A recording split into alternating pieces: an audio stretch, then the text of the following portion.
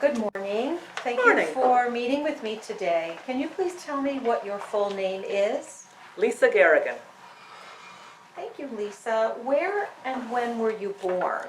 Attica, New York, 1965. And you're left-handed. I am a left-handed That's right. individual, and Yes. you are also. Yes, Yes, that's right. we have that in common. We learned. What are or were your parents' names? Are they still with us? Yes, they are. Yep.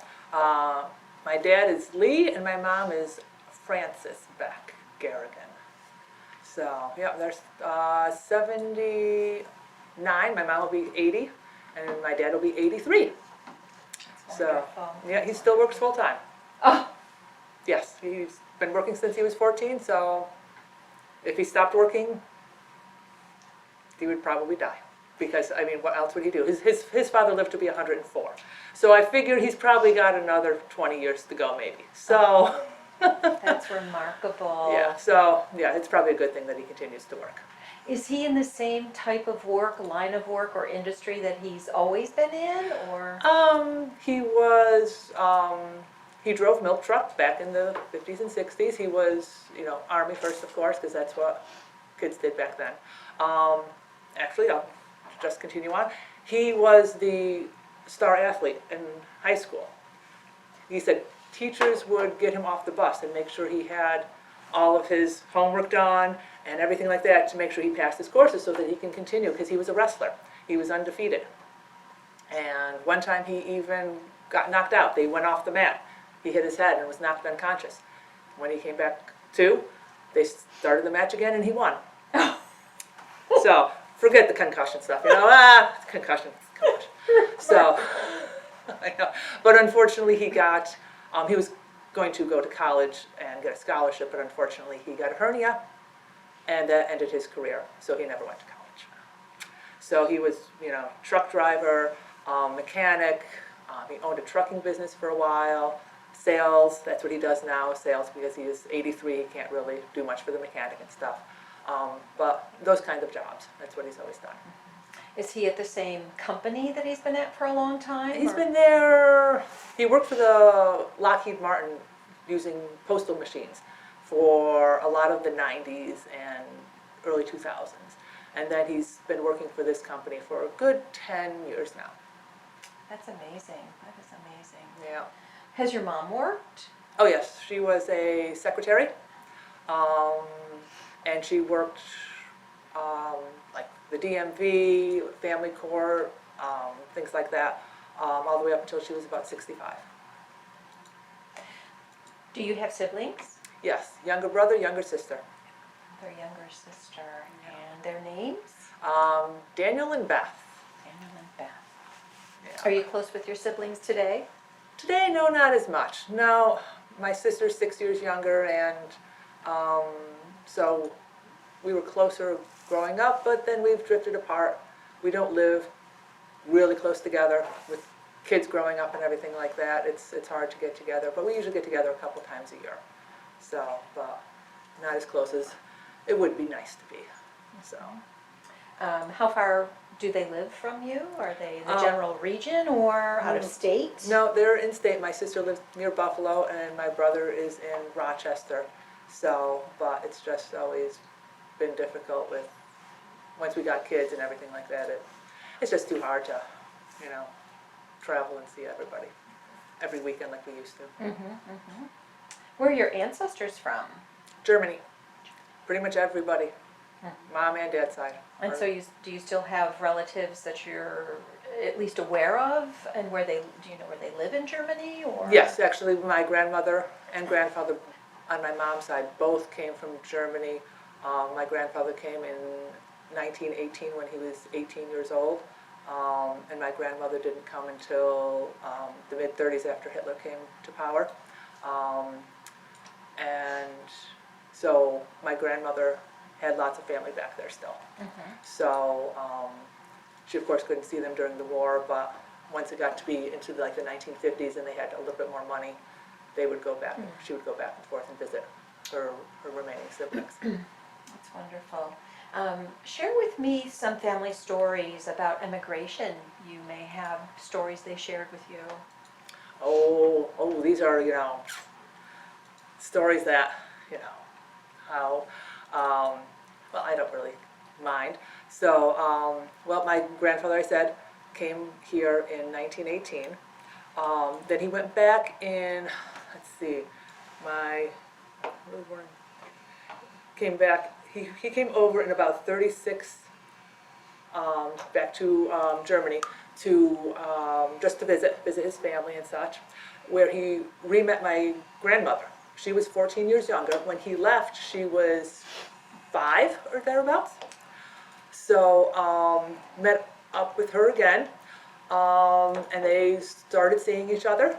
He went back to America, and then my grandmother came over in about November. She was 5, 6 months pregnant, along with her almost 3-year-old son. So, and they came over, they went to Ellis Island, and then came out to Attica, where my grandfather had a farm, and they got married and had a total of 12 children. Oh my goodness. Yes. Oh my goodness. Yep, so, yeah, that was, so, and interestingly enough, nobody in the family knew that my oldest uncle was not my grandfather's actual son. Because it just wasn't like, oh, you've been married for 10 years. No, they never, celebrated anniversaries or anything like that. So my mom was not, she was an adult when she found out that her oldest brother was actually not, was a half-brother. So, because they just didn't really talk about it and nobody really knew. I think things were different then. Yeah, and I don't think, it wasn't like such a big social stigma like it was, I remember, we're about the same age, growing up, and I remember one girl in high school and she got pregnant. It was like, oh my gosh, it was just a terrible thing. But I think back then it was just what it was, and, they moved on and didn't talk about it really, so. What type of farming did they do? Dairy cows. Did they make cheese? No, they did not make cheese. They had lots of milk though. So, and one thing with cows, do not feed them constantly. Oh, tell me why. Well, my cousin Jackie and I, we'd always hang out in the barn, and all the grandkids did. We'd swing in the barn rafters and stuff like that. And my cousin Jackie said, well, let's go feed the cows. So we went and fed the cows, and they were still hungry. So we fed them some more. And they were still hungry, so we fed them some more. Later that night, as I was sleeping over at her house, my uncle came home and was like, did you guys feed the cows? I'd be like, yes. Never feed the cows. You're going to make them sick. So I was like, okay. So you do not feed cows until they get sick, because they will just keep eating and eating. They just don't stop. Oh my goodness. So, I didn't know that. yeah, either did we, so. Yeah. So. But all was well after that? Yeah, all was well. But yes, it was, we learned. Don't feed the cows. Oh, that's a good fact to put away in my mind here. Yeah. Did your family live in the same place while you were growing up, or did you move? Same region, same house? We pretty much did. They had a rental house until I was about 5. They built a house over 2 years' time, 69, 70. Because my parents built a lot of it. My mom's family are carpenters and construction workers, so they would help various odds and ends, doing the concrete work or some of the brick work. One uncle was a good bricklayer and stuff like that. So it took them 2 years, but that's the house that we all pretty much grew up in. They did not sell it until after my second daughter was born in 2006. So we were there for 36 years. Oh, So, yeah. that's wonderful. Share with me some family traditions you had growing up. Let's see. Well, it was rural, so we pretty much had to play by ourselves and with ourselves. because there was no real other kids around. We would play out in the woods. We'd go traipsing through the fields because there was cornfields around and everything like that. We would play baseball with the three of us. So one person pitched, one person hit, and the other person got the ball. And that's what we did. That's what we did. So in the wintertime, we'd play cards. My dad and I would play cards a lot. So he wasn't very good. He didn't teach me how to play a good game of gin rummy, but that's okay. And nothing really else, I don't think. No.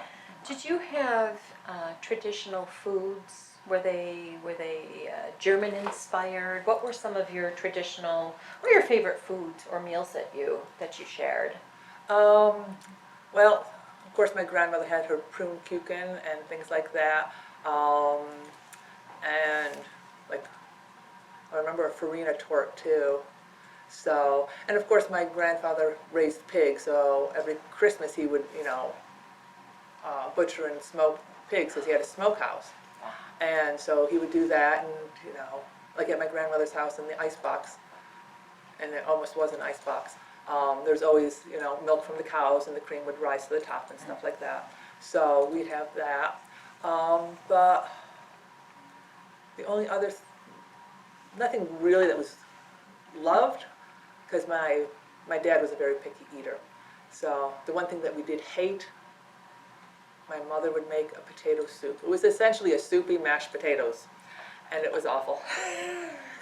So that was your least favorite? That was the least, that was the most awful thing in the world. So she did make these little flat pancakes, and I cannot remember what they're called. And so those were, I don't know if they were German in origin, but she made them when she was a kid. She had them when she was a kid, so we had those. So I do remember those a lot. Did you have a large garden? Did you have a... Yeah, yes, we had garden. My dad would rototill it. We grew corn and all sorts of different things, tomatoes.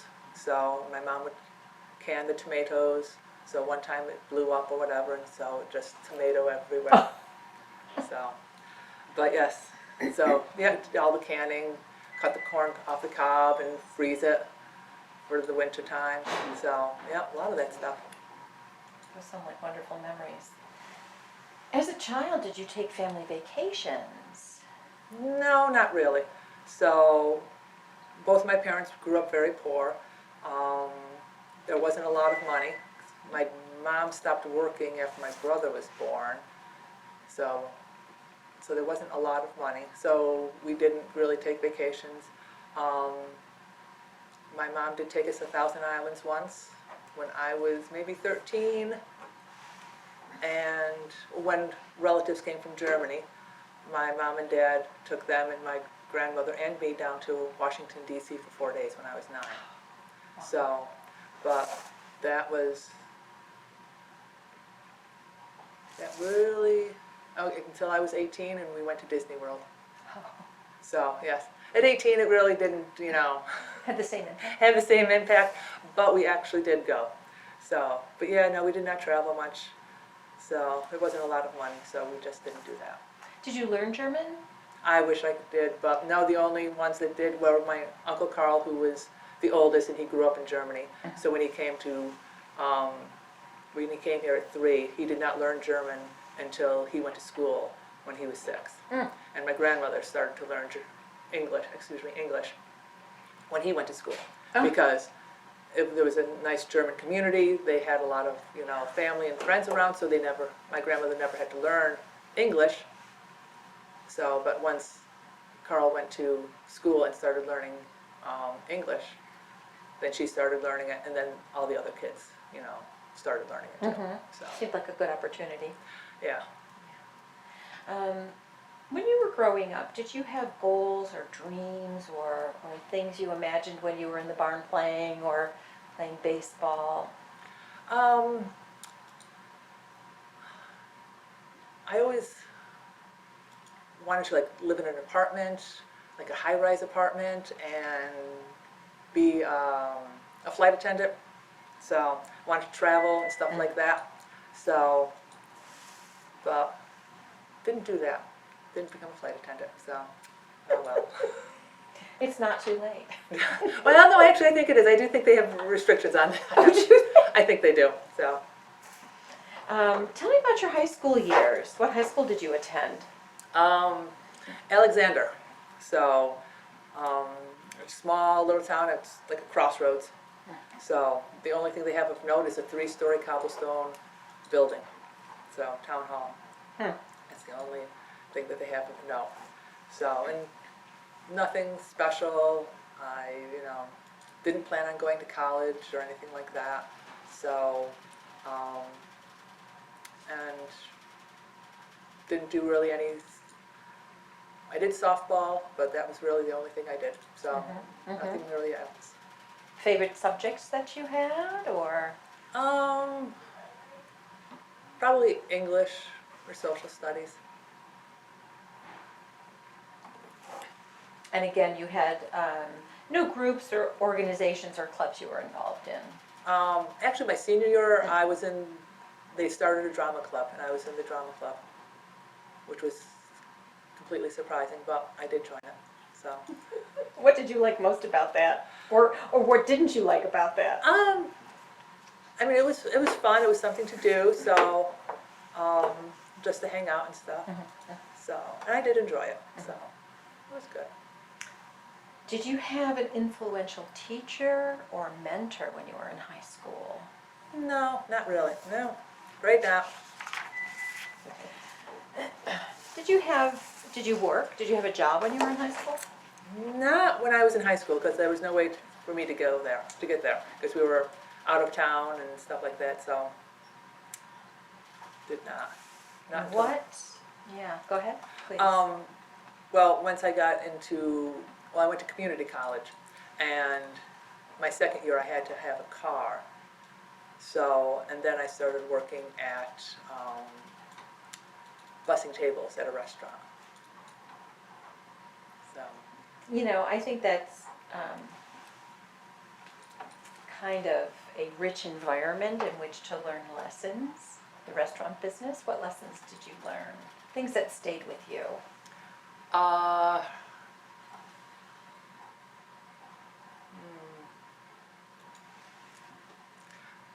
Be a little bit more aware, because one time I started clearing a table and they had just gotten up to go to the salad bar.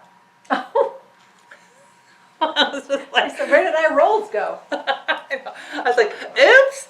No, yeah, the waitress came out, they just went to the salad bar. I was like, oh my God, okay. So I had to go get stuff and put it back. It's like, well, what are you gonna do? So be more aware of what's going on, I guess. So you attended community college. Yes. And where was that? I'm sorry, I mentioned that. No, I was in Batavia, Genesee Community College. Yeah, good old GCC. And did you go on after Yes. community college? I went to Binghamton University.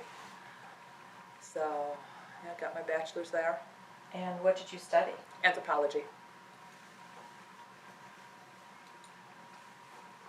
Did you work during college? You said you were bussing tables. Was that community college? That was at then? community college. I did work study also in the dining hall. Oh. Yep. Okay. So yeah, I was in the dining hall, and yeah, just the kitchen staff and stuff like that. Waitressing. Yeah, things like that, making omelets, I remember, and stuff like that. So yeah. During your college career, did you have a mentor? Were you involved in any programs that, you worked one-on-one directly with somebody who you feel kind of shaped your studies or your areas of interest? There was one professor that I very much liked and talked with him quite a bit, but unfortunately didn't always take the initiative and stuff like that, so that was probably more missed opportunities, saying, oh, I want to go do this, and talking to them about being more open about what I wanted, my, career path to go, so that, unfortunately was, a regret of mine, so that I didn't, take the initiative more back then. So with anthropology, what were some of the key things that interested you in that? I love history. In anthropology, not only do you read about history because you need to do the background research about um, who might have lived there, go check the maps and things like that, because I like historical archaeology, not like prehistoric. So there are always, letters or journals, Oh, things yeah. like that, paintings.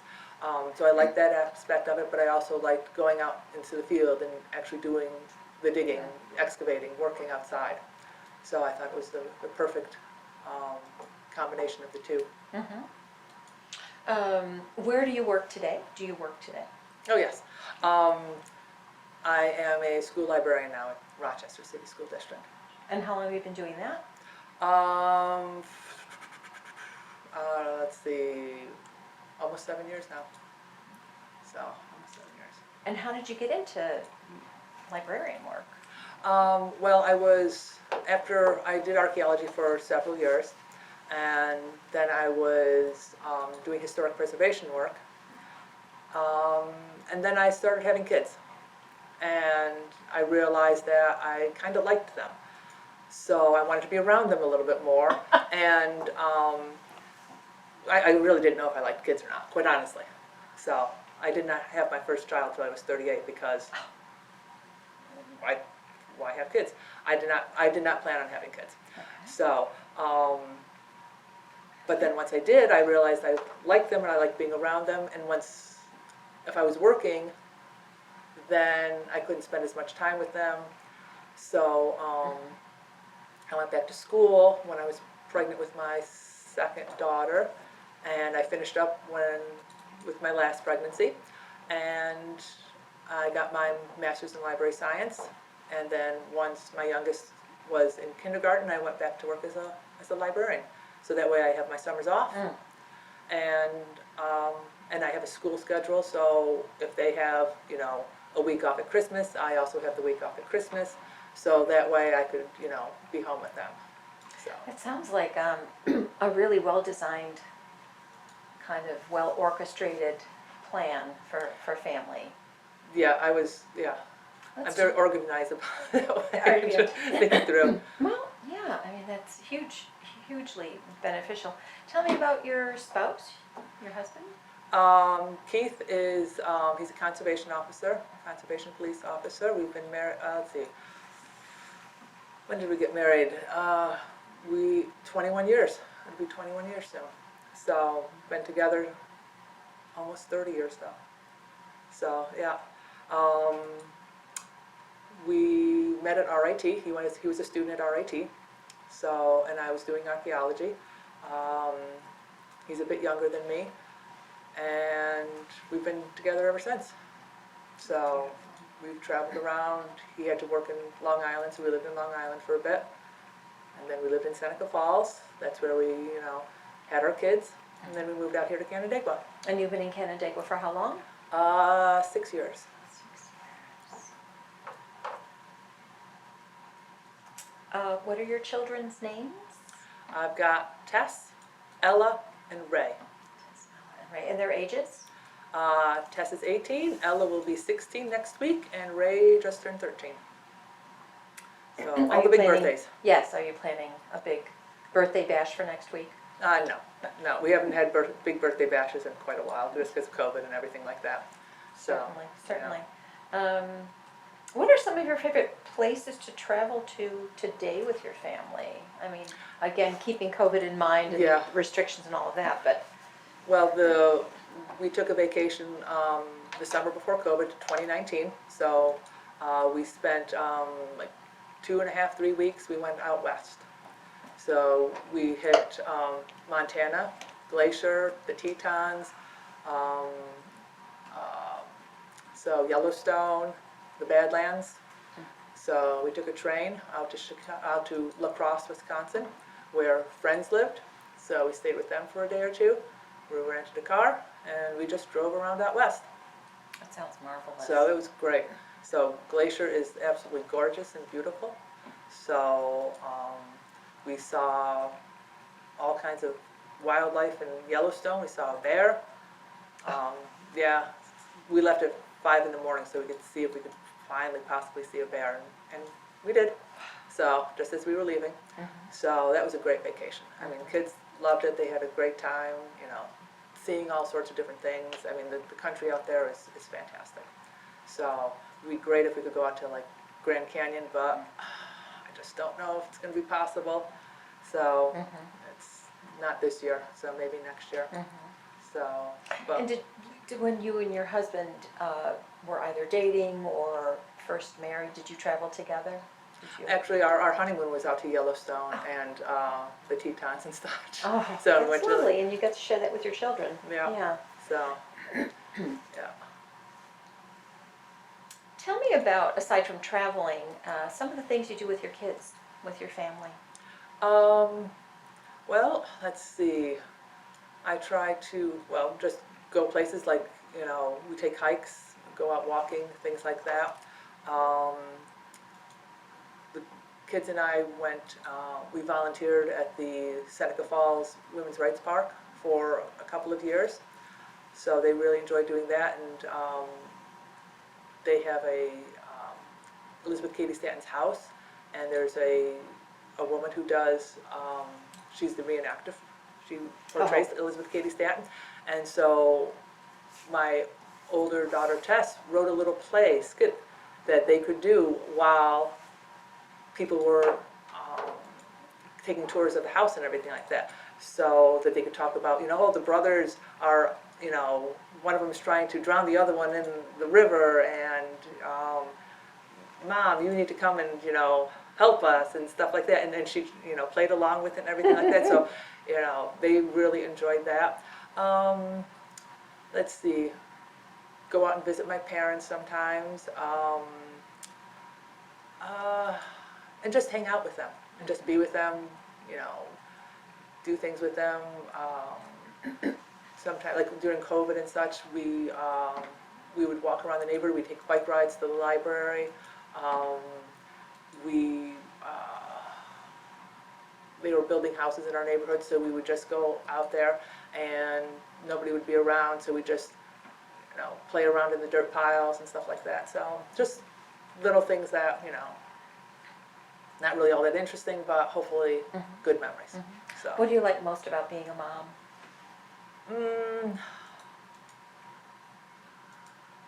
Hopefully making them into good people. So, and they're fun. Actually, they are fun. So I enjoy spending time with them.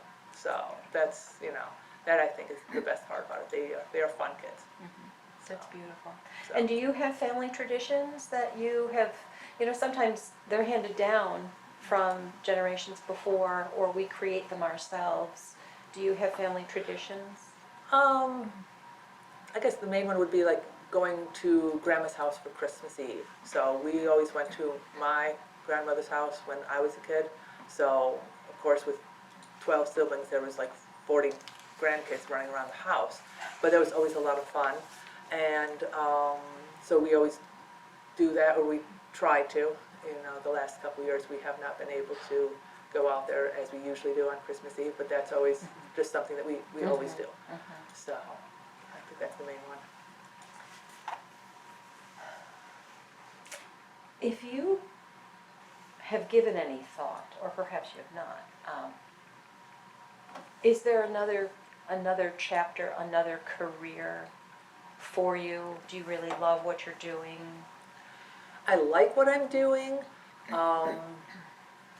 I've often thought, you know, I wouldn't mind getting back into archaeology because I loved archaeology, but there's only so much you can do with archaeology, and depending on where you live.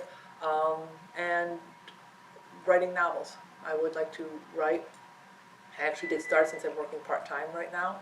I actually just started back up again yesterday because I was like, I had to take a little break there for a while, but I'm started with that, and I have a couple outlines of some stories, so that Is there would a be great. particular genre that you're interested in? Well, my first one that I started was a fantasy with my kids in it and stuff like that, because as a school librarian you get to meet authors, and they're like, well, you're a librarian and, you know, you're educated, so if you can write stories that are have a series, because publishers like series, because that way they know that another one's coming and kids will buy them. So that one is a series, but right now I'm working on a realistic fiction. That's very interesting. That's very So. interesting. What do you like about writing? I like the creative aspect of it, and I'm usually very like rushed. It's like, when I write in my journal, it's like I write fast, I write quickly, mainly just to get down, what happened or my feelings or something like that. But when you actually write for like a novel, you can take your time, you can write out how does this person think, what is the room like. So I like the imagery that you can make. So, and with the realistic fiction books, I am hoping to make books that are diverse for all the various kids that are out there. So, because I would be writing for juvenile or young adults. And kids nowadays need books that represent them. And unfortunately, a lot of those books are being censored or banned right now. So, it's... How do you feel about that from the perspective of a librarian? Oh, you can't do that. I mean, these are the books that, maybe your child doesn't need to read a book about, an LGBTQ child. But there's an LGBTQ kid in their classroom that is wondering and worried and thinking they're all alone, even nowadays. When you think, well, everybody's, got to feel comfortable. I mean, it's, all around. But no, it's not. And so there's kids, even younger kids, like, 9, 10 years old, and they're not really sure and they can't talk about it. So they can read about it in the book and say, oh, okay, it's not weird. Maybe I am normal. It's just I'm a little different. So, Have you taken writing classes? no, because I just don't have the time. Well, at least you're writing. I know. At least you're At writing. least I'm writing. Switching to recent world events, what do you find to be most profound or extraordinary?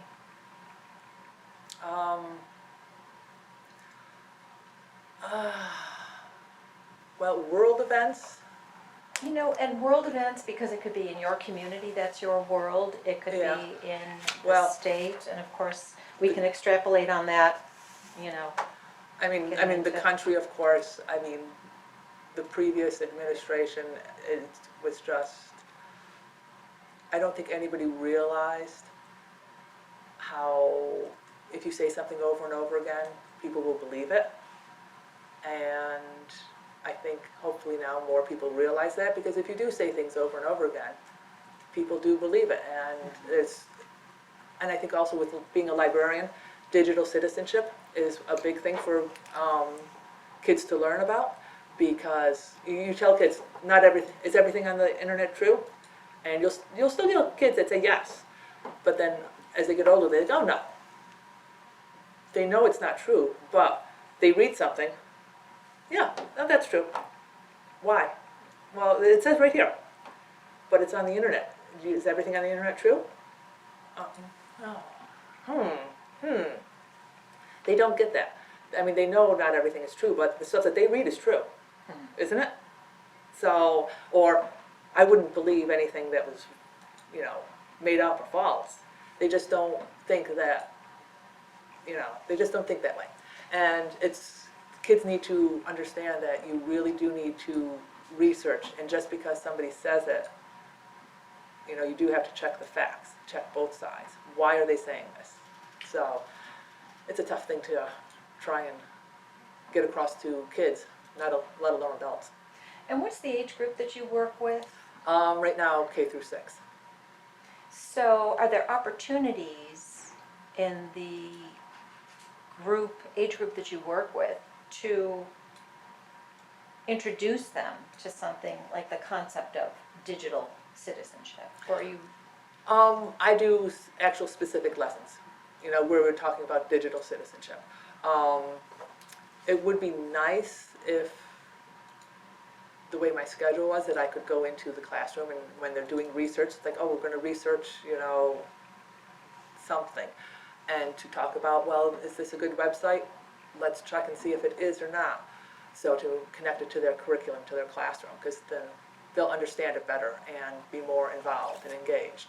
So, but for the most part, a lot of it is just a standalone lesson in, is seeing believing, or what's cyberbullying and what can you do about it, things like that.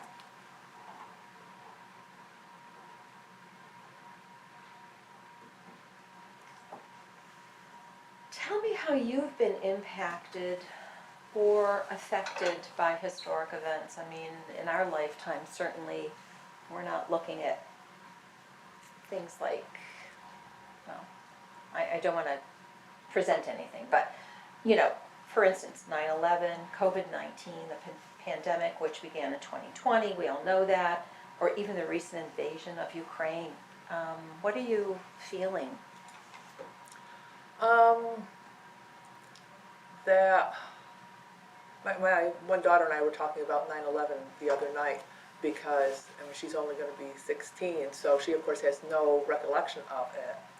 And we were talking, and it's like, actually, because she's in high school and they do talk about it, and I was like, you know what?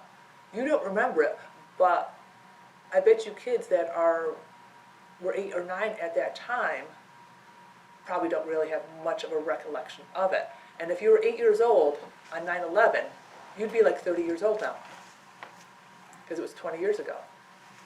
So I was like, my goodness, so anybody younger than, 28, 29 years old probably has no recollection of the actual day.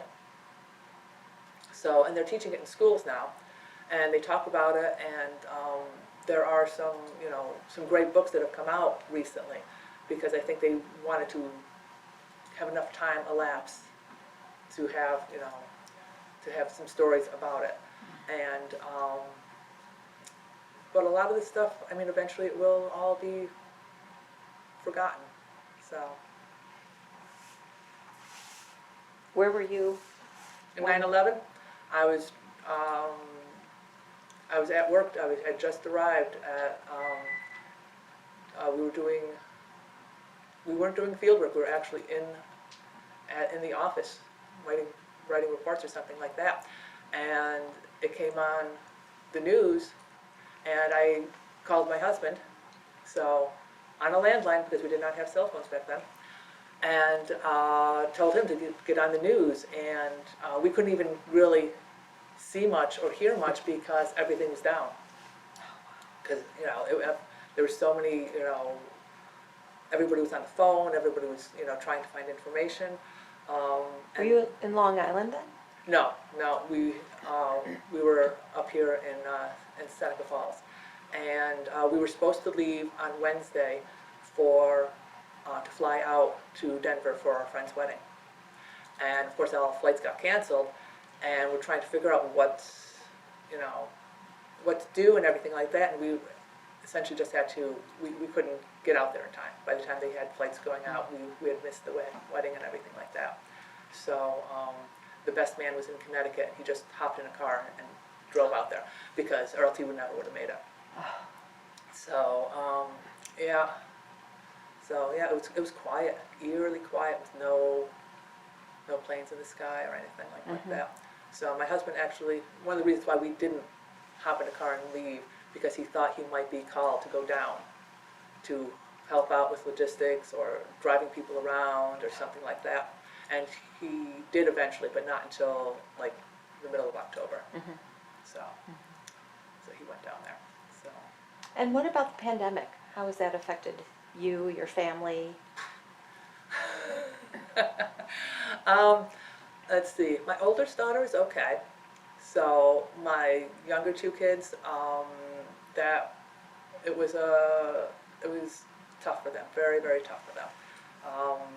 My younger one just pretty much went into themselves and could not handle the online learning, the online schooling. Grades dropped and everything like that. Of course, now that we're back full time, he is doing fantastic, and so. but it was a tough time for him. And my middle daughter has been struggling a lot with that, so, but hopefully she's getting better. So. What about you personally, as it relates to the pandemic? You wear multiple hats, have different roles. Not only were you, a librarian, it's a great responsibility. But as a mom, as a partner, as an individual, did you feel you were juggling things or? Oh yes, yes. Juggling a lot of stuff. I didn't feel like work really cared that much because I was mentioning, my kids are really struggling here, and one mentioned, oh yeah, my son is too. He just didn't know what to do with himself, so he took a bunch of old computers and made one new computer that works. I was like, that's nice, but my daughter doesn't want to leave her room. She has panic attacks. I don't think it's the same thing. So there was that, and having two kids that, essentially were in crisis, that just really, was very hard. So that's why I work part-time now, so I have more time to, help them, and hopefully everybody's on the mend and it'll be better. I really appreciate your time today, and I just want to know if there's anything else you'd like to share with me today. No, nothing that I can think of. This has been wonderful. Thank Yeah, you so much, Lisa. I have truly enjoyed this. Thank you.